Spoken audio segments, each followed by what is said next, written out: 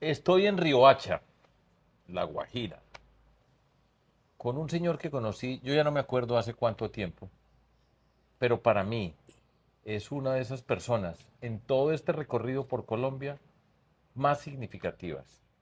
Le tengo un aprecio muy grande, una admiración muy grande, un respeto muy grande y como él, yo creo que no hay una mejor persona para describir a La Guajira, a este Caribe colombiano y para mí es un gran orgullo pues que sea mi amigo, pero además conocer personas así me alegra la vida.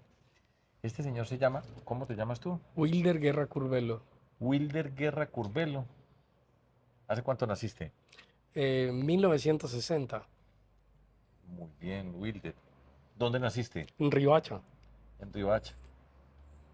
¿Nos puedes contar un poco acerca de tu composición familiar? Claro, eh, quiero decir que yo soy miembro del pueblo Wayuu, del clan Muriana. Riohacha es mi lugar de nacimiento y mi lugar de residencia, pero mi lugar de pertenencia es donde está mi cementerio, en la zona costera, cerca al Cabo de la Vela, en Carrizal, en un lugar llamado Manuyaru. Y mi mamá era guayú, mi papá vino del interior del país, es esa conformación de la colombianidad, de la diversidad nuestra, y formaron una familia en este territorio. ¿Cómo así que tu pertenencia? A ver, explica un poco acerca de qué significa lo que nos acabas de decir. Todos los guajiros, y especialmente los guayú, tenemos un origen y un destino. Y resulta que el lugar al cual estamos adscritos territorialmente es el cementerio. El cementerio son las tierras que heredamos de nuestras madres y abuelas por vía femenina. En ese lugar están nuestros antepasados enterrados. Cada vez que alguien muere en la familia se renueva el pacto con el territorio llevando el cuerpo hasta esa zona. Y por lo tanto, yo estoy adscrito al cementerio de mi madre, de mi bisabuela, de mis tíos maternos, de mi bisabuelo, de todos ellos, y es el lugar al cual yo estoy adscrito, al cual pertenezco. A mí me parece muy interesante y eso nos empieza a abrir este mundo para entender ese mundo guayú del que se habla bastante en Colombia. Ya vamos a hablar por razones políticas. Claro, Eh, pero yo quiero que empecemos, Wilder, con un poco acerca de qué significa ser guayú. En Colombia, mm, como digo, se menciona la palabra guayú a menudo y es sinónimo, entre comillas, desde el centro de conflicto, el conflicto con los guayú, lo que sea, ya lo vamos a mirar. Pero se entiende muy poco de que la Guajira, el mundo guayú, pues es gran poblador de la Guajira, pero además muchas personas de este territorio tienen sangre guayú en una u otra forma. así es, No hay nada similar en Colombia, así es. ni en el Cauca, ni en ninguna otra parte donde haya habido comunidades indígenas, pasa lo que pasa acá. Hagamos una mini introducción a lo que significa esa cultura guayú que es tan desconocida, de la que tanto se habla y que nos permite entender mucho de lo que ocurre en este territorio. Ser guayú es pertenecer a un pueblo indígena marítimo, a un pueblo indígena que mantuvo nexos con todo Marítimo. marítimo, Ok. nexos con muchos lugares como Jamaica, Santo Domingo, Curazao, todo el mundo del Caribe hispánico, los cayos franceses y todo eso. Ser guayú, decía el lingüista Francisco Justo Pérez, que podría significar gente de las Pléyades, gente de las estrellas que llegan en mayo y abril, que se llaman las Pléyades. Guayú quiere decir persona, y básicamente Guayú sería nosotros las personas. Pero es un pueblo con una trayectoria histórica muy grande, es un pueblo que fue un sujeto colectivo, que fue reconocido como nación por los holandeses, los ingleses y los franceses, que suscribió pactos de libre comercio en 1752 en Curazao con la República de Holanda, y es un pueblo que concibió futuros posibles, porque como era un pueblo marítimo, eran sujetos transimperiales, sujetos que cruzaron varios imperios. Por lo tanto, acumularon expectativas nacidas de experiencias y soñaron un futuro para el país y para su territorio que hoy no se ha concretado. ¿Cómo fue la relación del pueblo guayú con los conquistadores españoles? Al principio fue muy conflictiva, hicieron una gran resistencia De hecho, lograron preservar su territorio de asentamientos, destruyeron ciudades, se rebelaron en muchos momentos, pero luego pasó algo. Los wayúu se volvieron pastores, ganaderos. Adquirieron el caballo, la oveja, la cabra, la vaca, una cantidad de elementos hispanos, adquirieron las armas de fuego y mucho de la cultura wayúu tiene elementos hispánicos, no solo indígenas. Entonces, al volverse pastores, necesitaron mercados para sacar sus productos, sus leches ácidas, sus cueros, la carne de los animales, y entonces crearon una relación con los españoles que a veces tenían conflictos, pero que finalmente los nexos familiares, la mutua dependencia económica los llevaba a acuerdos de paz. Y así pues surgió la Guajira en esa relación. ¿No? Y entonces cuando se vuelven pastores, ¿qué pasa con la relación con el mar?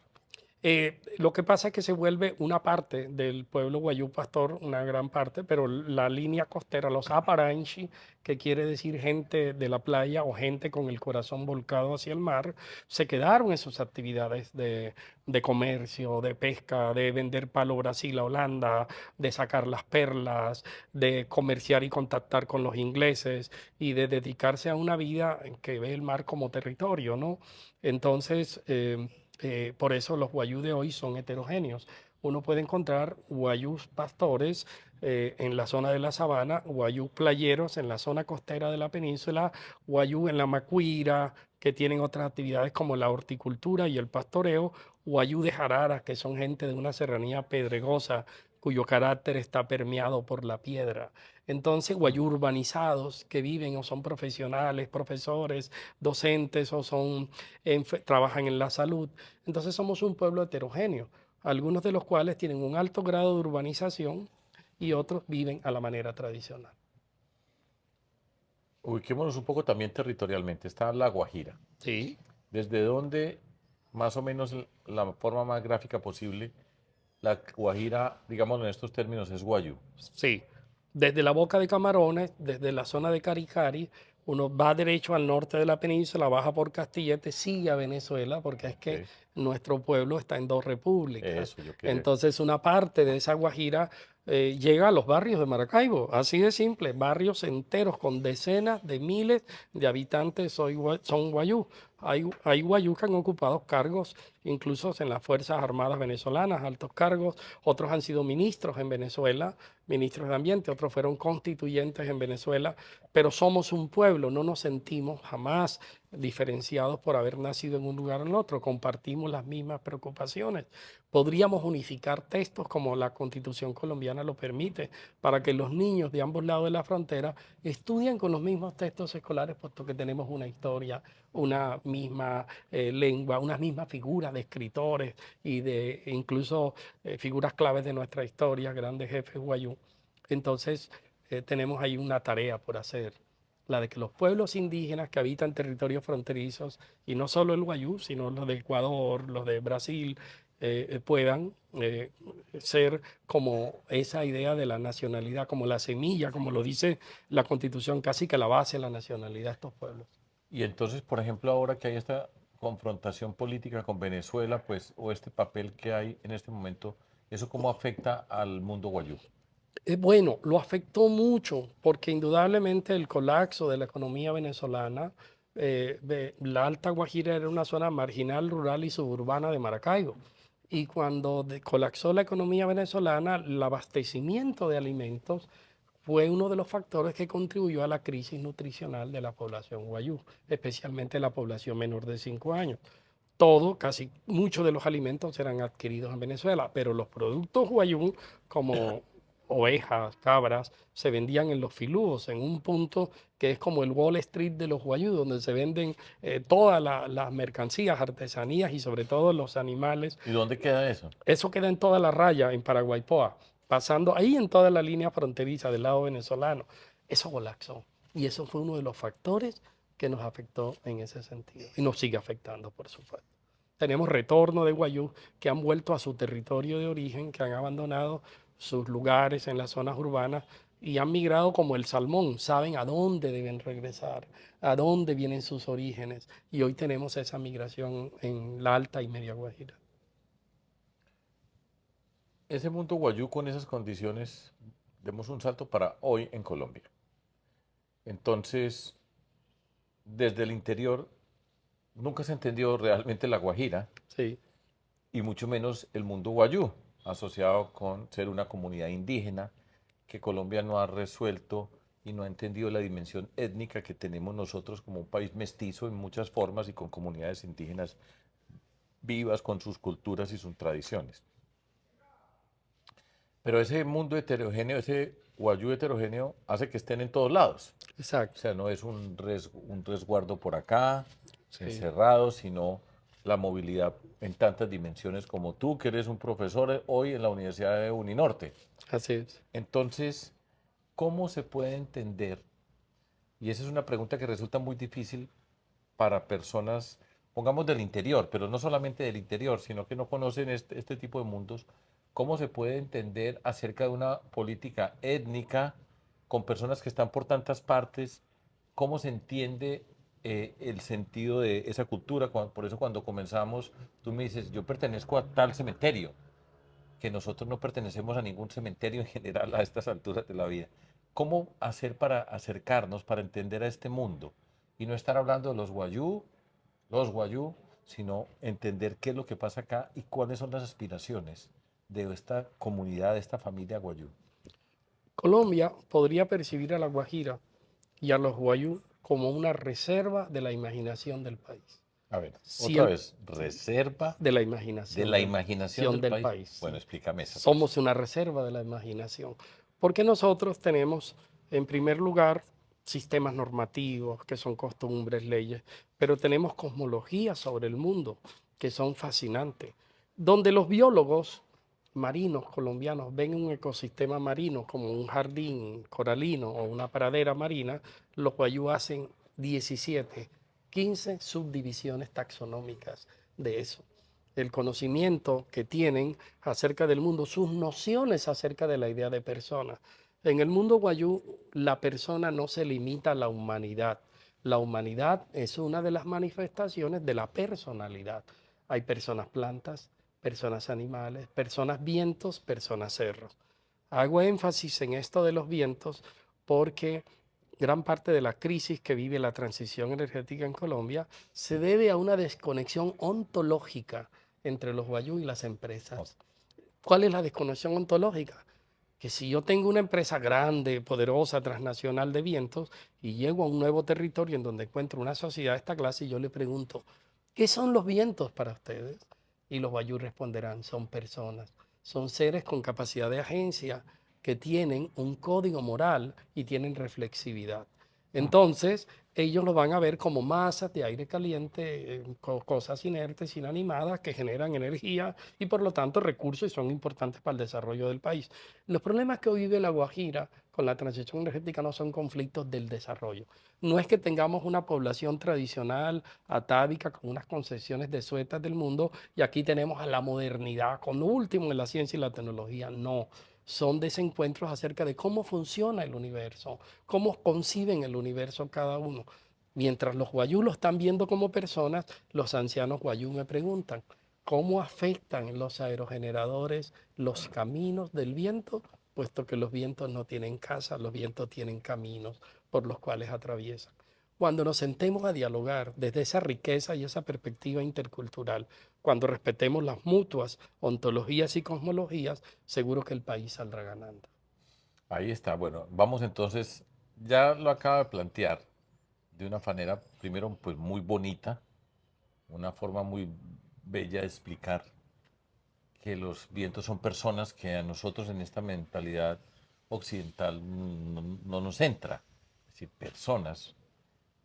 Entonces, y planteas el reto y es, bueno, aquí se va a construir o se pretende construir asociada con la riqueza de vientos, que es una riqueza de la naturaleza, no con ese sentido que tú le explicas que tiene para los guayú.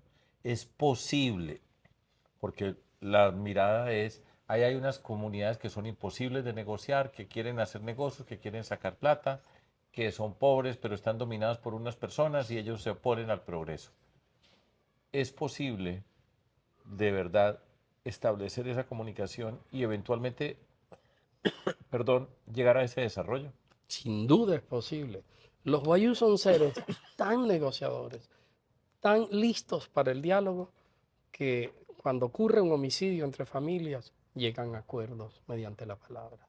Si una vida humana, que es la más alta valoración que puede haber de los seres, se puede llegar a un acuerdo a pesar de eso, mucho más sobre un proyecto de esta clase. Lo que ocurre aquí es que hay algo que no aparece en el diálogo y son los derechos de las comunidades.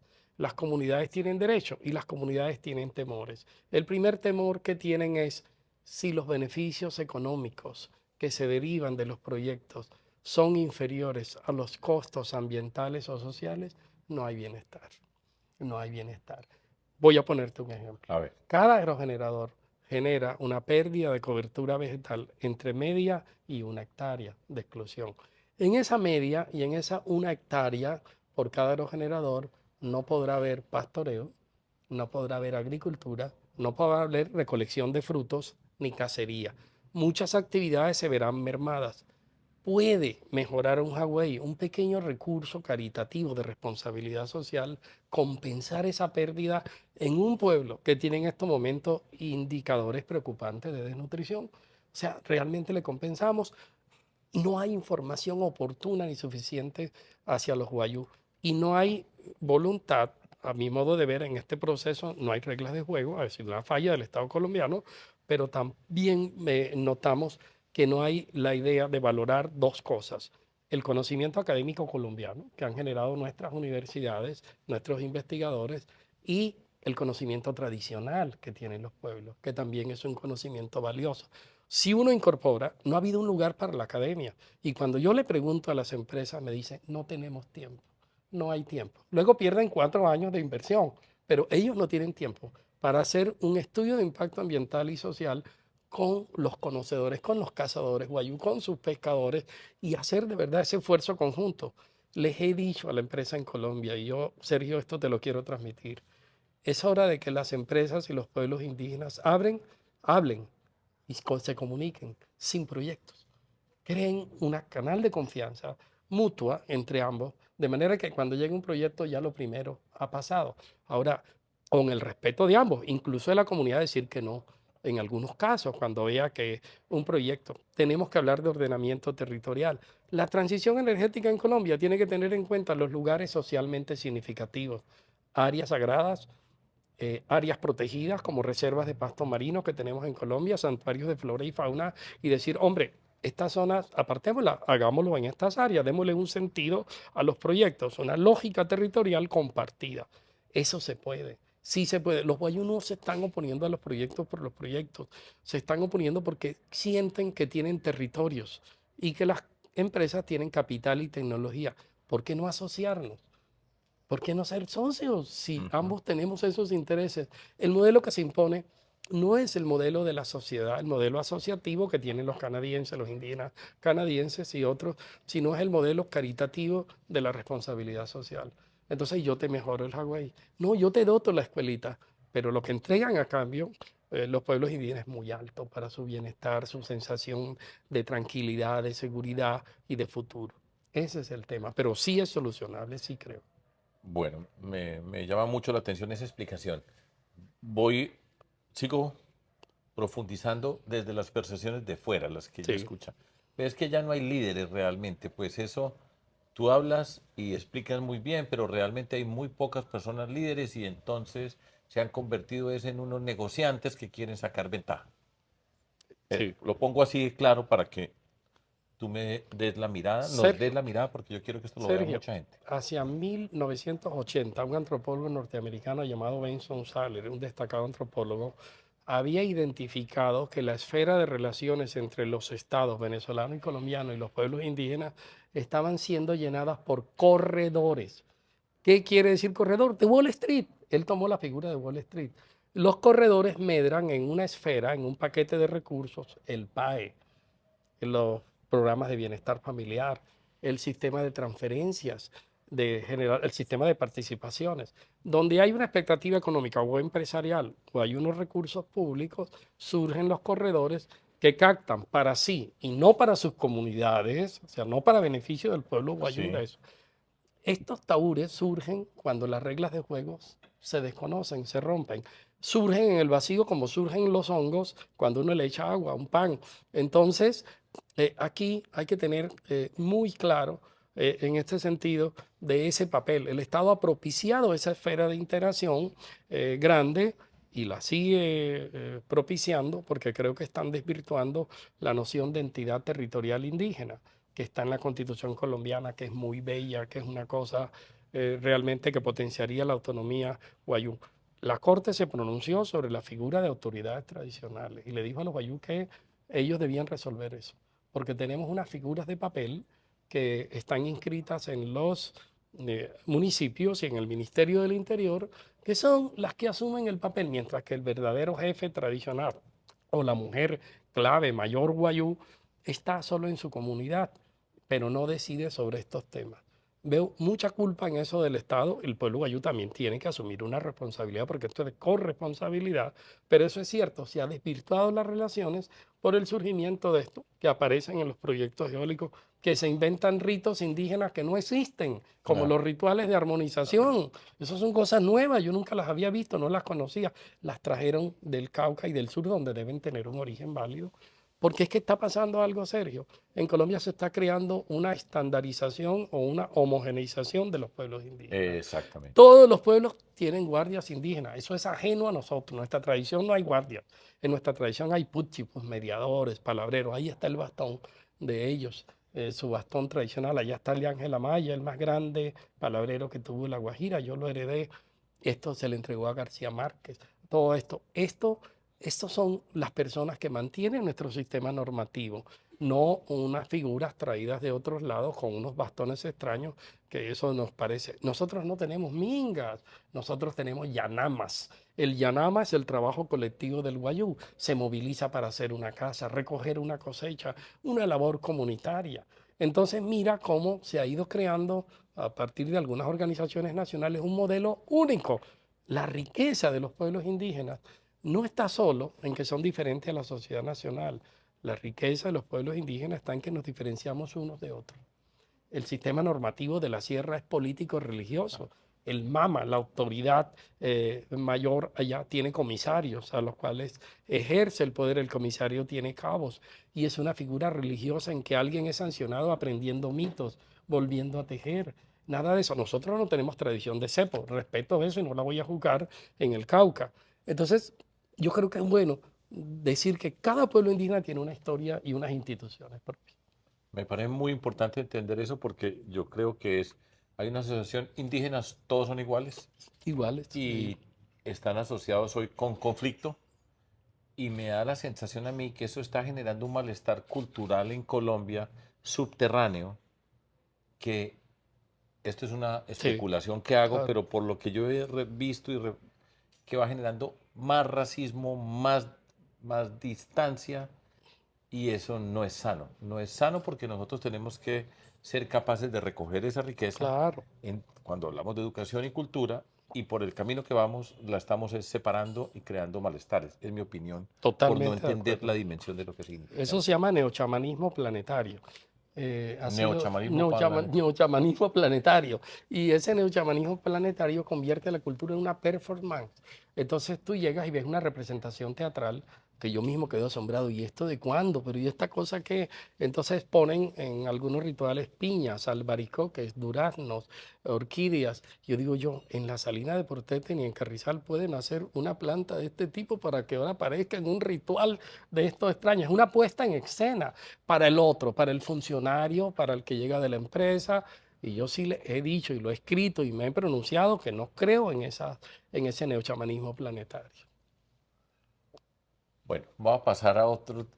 Podemos hablar los días de los días con Wilder entendiendo la dimensión de este mundo. Y por eso ya ven por qué les dije al comienzo que dentro de todo este recorrido, este señor juega una parte muy importante de lo que yo he aprendido acerca de Colombia. La Guajira, Guayús, no Guayús, toda esta mezcla extraordinaria que es la Guajira. Yo siempre recuerdo que el desarrollo ha sido que la forma reiterada a la que me has dicho es, le dan la espalda al mar, nosotros somos del mar. Nuestro territorio está asociado con las islas, con Barbados, con Aruba, con República Dominicana, con Jamaica. En ese mar nosotros pertenecemos a ese mundo, Pero Colombia en general toda la vida le ha dado la espalda al mar, ha mejorado en algo Sí, en estos últimos tiempos, sí. y La Guajira siempre se ha visto como un departamento, desde tu perspectiva, negado por esa Colombia. Háblame un poco acerca de eso. La Guajira es una península, o sea, casi una isla. Solo que en la base de la península tiene un macizo montañoso altísimo, que es la Sierra Nevada de Santa Marta, la cual la convierte casi en una isla. Solo hasta hace unas poquitas décadas abrimos la comunicación con Santa Marta, Barranquilla, por vía terrestre, que fue el Cerro de los Muchachitos, por donde va la troncal del Caribe. Durante años nos comunicamos a través de la goleta de Ribacha, que Gabo describe tanto en sus novelas, que era la que partía. Entonces, siempre aspiramos a vivir del mar, a tener nexos con el mar, pero cuando se aisló La Guajira desde el inicio de la República con el comercio y se volvió contrabando, el país desperdició unas relaciones familiares, unos nexos culturales grandes. La Guajira era realmente el gran punto de enlace con muchas de las islas de esta, si se le hubiera dado la oportunidad de hacerlo. Aquí teníamos consulados, consulado de Francia, consulado de Holanda, consulado de Venezuela y llegamos a tener consulado de Estados Unidos. Increíble, en Riohacha. ¿Ah? Entonces, luego nos fuimos volviendo mediterráneos. O sea, el mar se vuelve un vacío. El mar no puede ser un vacío. El mar significa muchas cosas. El mar es un medio de transporte. El mar debe tener puertos. ¿Qué le hace falta a la economía guajira? Y creo que al país, y es la articulación de puertos como los que tiene la Guajira desarrollados o cerrados por eso. Voy a señalar un puerto que es importante ahora en la era postcarbón cuando se vaya a Cerrejón en el 2034, Puerto Bolívar. Puerto Bolívar es el puerto de mayor capacidad del país. No es Buenaventura, no es Cartagena, no es Santa Marta. Puerto Bolívar pueden llegar barcos hasta de 200.000 toneladas. Entonces, si ese opera no como un puerto carbonífero, minero, que actúa como un enclave económico, sino un puerto multipropósito por el cual todo Colombia, Santander, Cesar, encuentre una salida nacional, eso sería una maravilla. Y eso debería ser una meta de la República, de nosotros como colombianos, pensar en esa salida portuaria que integraría muchas cosas. Nos vamos a heredar una vía férrea que va a quedar allí, una vía férrea que si la conectamos con el Cesar sale directo a los puertos, una vía férrea para el desarrollo del país, para la integración, para vernos en un eje interesante en el país, en la parte oriental del país que comunica al Santander. No olvidemos que Ocaña siempre estuvo articulada al Caribe. O sea, la gente quiere trazar una línea divisoria con el interior, con los Andes, y el Caribe y los Andes siempre se han complementado. Y tenemos zonas intermareales de flujos y reflujos, en el cual a veces lo Caribe penetra, a veces lo andino vuelve y todo eso. Entonces, pensando en salidas nacionales, Sergio, tenemos el puerto. Aquí, en una ruta que se llama Francisco el Hombre, de 36 kilómetros, Valledupar quedaría a 1 hora y 10 minutos de Riohacha. Y por ¿Una su, hora y 10? claro, porque resulta que nosotros hacemos una ruta que va contra la historia y es devolvernos casi a Maicao, Albania, para salir allá. Solo faltan pavimentar 36 kilómetros y Valledupar queda allí, ahí mismo. Salimos a San Juan del Cesar por la vía Tomarrazón. Esa es la ruta de Francisco el Hombre, porque con mucho sentido común era la que él recorría con su acordeón por todos los pueblos de la provincia. Entonces, ¿por qué esa vía no está? Solo son 36 kilómetros. Y uno se pregunta si eso se da, si eso además lo articulamos con toda la salida portuaria, no es La Guajira, es el país el que gana en general con eso. Adolfo Meisel habla de dos condiciones sobre el tema Caribe, la región Caribe en general, diciendo allá lo que falta es educación y liderazgo. Ubiquémonos en La Guajira. Los indicadores de educación en La Guajira son muy malos. Dramático.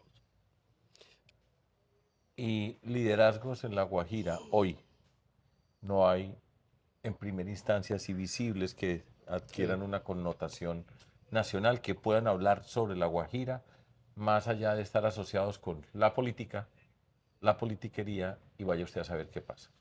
Pues para mí la educación es el atajo más certero y directo hacia el bienestar.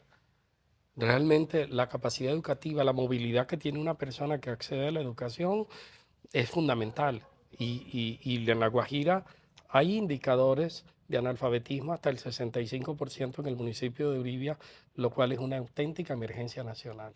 hablamos de la desnutrición, pero no hablamos de eso. Indicadores de analfabetismo horrorosos. Entonces, necesitamos, el tema de la educación es clave, es vital para todo. Es más, el tema de la educación y el liderazgo se conectan. Una dirigencia educada es una dirigencia, a mi modo de ver, que no tendría ese subproducto, que es al revés, que es la corrupción. Para mí la corrupción tiene que ver con la calidad de la dirigencia. Es al revés. No, no que somos, no como se piensa generalmente en la corrupción. No, es un resultado de esa dirigencia. Nuestra clase política es atacada por corrupta. Yo creo que tienen un delito peor, son ignorantes. Y lo voy a decir, son ignorantes. Entonces, es una especie de analfabetismo, aunque puedan tener incluso un título universitario con respecto a muchas cosas. Ya lo decía alguna vez Mariano Grondona en un editorial en Visión hace muchos años sobre ese tema. Y yo creo que trabajar la educación es trabajar el camino. A mí me gustaría, Sergio, que La Guajira pudiera hacerse unas metas como decir, vamos a tener 100 doctores en 2 años. 100 doctores en universidades nacionales e internacionales de calidad. Yo pienso que esos son metas que podemos alcanzar. Y esa masa crítica ayuda a transformar esta sociedad. Eso debe incluir gente de todos, afroguajiros, indígenas guayú, del sur de la Guajira, gente criolla de Riohacha. Decir, todo ese mundo lo podemos hacer. Y creo que la educación es el camino. Por ahí veo, y veo que están interconectados los dos temas que propone Adolfo, que además es fascinante, lo comparto totalmente. Y dijo una cosa bella en Valledupar, en la Feria del Libro. Dijo, cuando vaya a ver la calidad educativa de un colegio, no vaya a mirar los indicadores, vaya al baño. Si el baño está malo, el colegio no funciona bien. Cosa que comparto totalmente. Es cierto. Sí. Eh, la última, la voy a hacer por pedazos. Sí. Uribias, descríbeme a Uribia. Uribia es el único municipio de Colombia que limita por mar con Venezuela. Tiene el tamaño, es superior en tamaño, a Atlántico, Uribe, Quindío, Uribia, Caldas y Risaralda. Es más grande Uribia. Si un alcalde de Uribia quiere recorrer su municipio, se echa 3 días.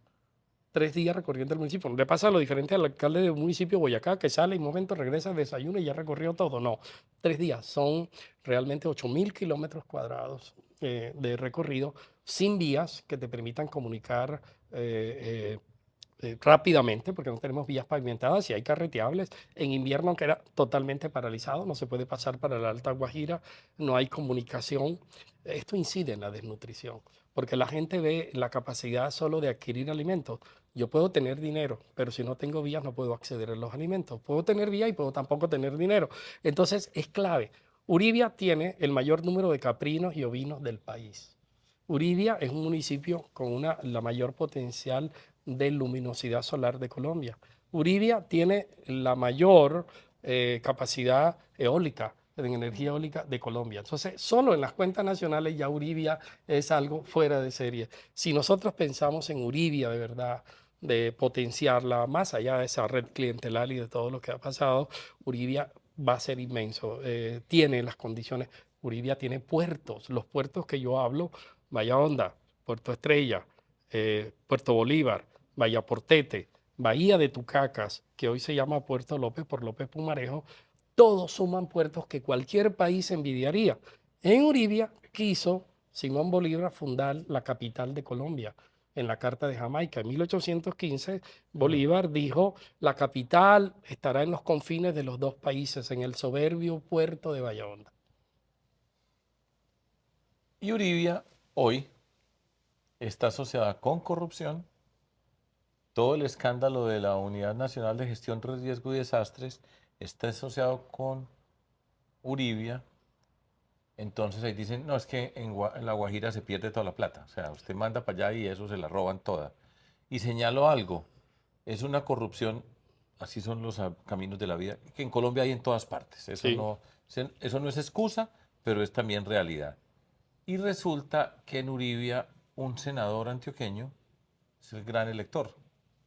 Yo digo, en Uribia, un congresista de Itagüí, Antioquia, es el gran elector. Y después, en ese mundo de la corrupción, pues lo encabeza un paisa, Olmedo López. Recuerden que Olmedo y Schneider se volvieron famosos y fueron el hilo que se empezó a jalar para descubrir toda esta corrupción tan horrible que tenemos hoy en Colombia. ¿Por qué pasa eso en Uribia? Y fíjese, Paisa, ahí metido dentro de todo eso. Olmedo López está a la cabeza de la corrupción en Colombia y pues ya hemos visto lo que ocurre. Yo quiero señalar algo que a los guajiros nos preocupa. Cuando leemos los relatos periodísticos nacionales, todo empezó en La Guajira. O sea, Exacto. Olmedo López era un hombre sano, honesto. Se dañó al pisar el territorio de La Guajira. Es lo que quieren decir con eso. O sea, ellos se No, no, dañaron no, no, no. aquí. Entonces, en esa narración de La Guajira como una zona contaminante, ¿no? Que hay que conseguir, La Guajira está vista dentro de la geografía de la enfermedad. Entonces, es como el dedo gangrenado que si se irradia a todo el país, pues obviamente lo va a contaminar. Pero ser guajiro no es un tipo penal. Ser guajiro no puede ser un tipo penal, porque en esta tierra, además que sí ha habido indudables escándalos de corrupción, fue la tierra que dio al almirante Padilla, a Francisco el Hombre, a Leandro Díaz, a Emiliano Zuleta. Creó el mundo, le proporcionó a Gao el universo mítico para construir toda su obra. Nosotros le hemos aportado al país la Armada Luis Díaz, por Nacional. favor, incluya a Luis Luis. Díaz, hay que Sí. meterlo allí. Entonces, es decir, nosotros le aportamos al país, no solo materialmente, no solo aportamos carbón, sal, mayor productor de gas, no solo aportamos todo el potencial que tenemos a nivel de recursos naturales, sino que hemos hecho grandes contribuciones institucionales, y esto el Negro Robles, que fue una de las grandes figuras liberales, que fue secretario de Hacienda en el siglo XIX. En fin, hemos hecho esas aportaciones. Yo creo que ahí sí nos toca pensar que la prensa conozca más a La Guajira, porque seguramente esa corrupción llega aquí, puede encontrar condiciones favorables, pero no se contaminaron aquí. Estoy seguro que no, y por eso lo traje y lo puse diciendo que a la cabeza de eso estaba un paisa de mi tierra. Pero bueno, esa es la barbarie de la corrupción.